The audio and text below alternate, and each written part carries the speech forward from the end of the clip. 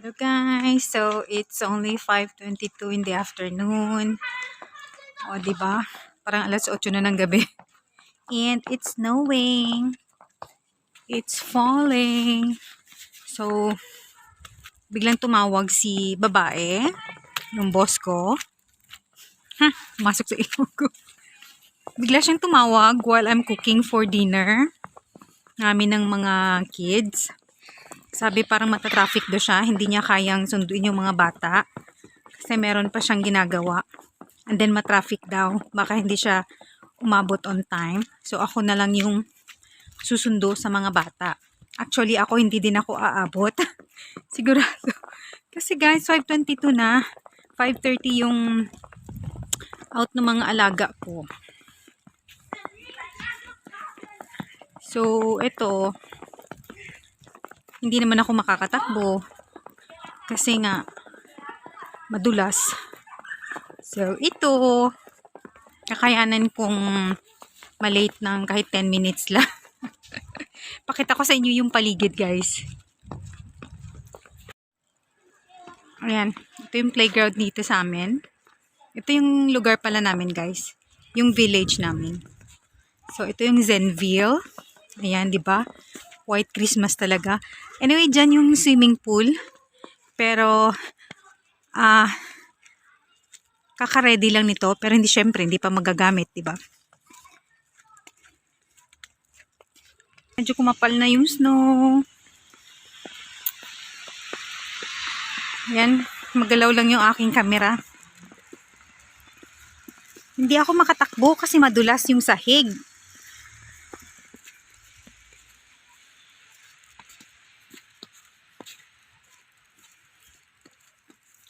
So, pasarado na yung gate.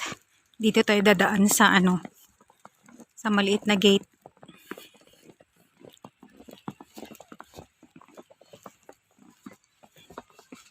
Guys, so may bus na pumapasok dito sa amin.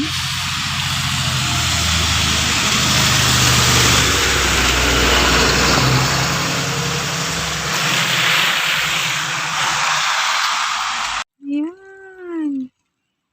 Diba? Ang piti-piti.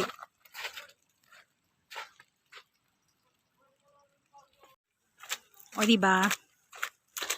5:30 pa lang ng hapon. Pero parang alas 8 na. Nangangamoy pa ako guys, bawang. Kasi nagluluto ako. Hindi ko natapos.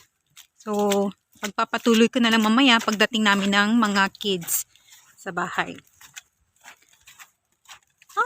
Oh, yung mga papunta dyan dito sa Romania, ma-excite na kayo guys. Nakaka-excite, o diba? Ang puti-puti ng paligid.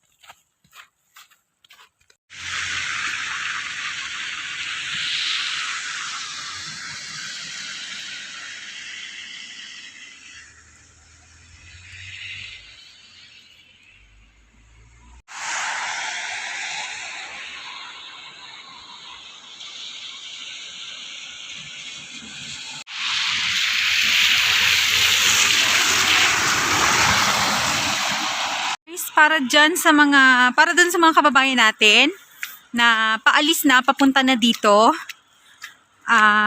Well, ito na yung weather guys, okay? Hindi man everyday may snow, pero ganito na talaga. Hindi na mapipigilan yung ganitong weather guys, okay? So, paghandaan yung mabuti, yung inyong mga sarili, papunta dito. Pagdating nyo pala dito. Nabasa pa yung pantalon ko guys. Nabasa kasi tumalsik yung tubig. Oh my gosh, natalsikan ako ng tubig nung may dumaan na sasakyan, hindi man lang nagdahan-dahan. So heavy ang traffic guys. Dahil nga pick up time dito na area, madami kasing school dito. Pick up time ng mga estudyante, and then it's snowing pa, kaya madulas yung daan, kaya heavy yung traffic guys. Bit-bit ko na yung dalawa kong alaga, ayan sa likod. Para parang mga Teletubbies lang. O, terno kaming tatlo. So, hindi ko na sila ipapakita closely kasi ayoko naman sila ipakita, diba?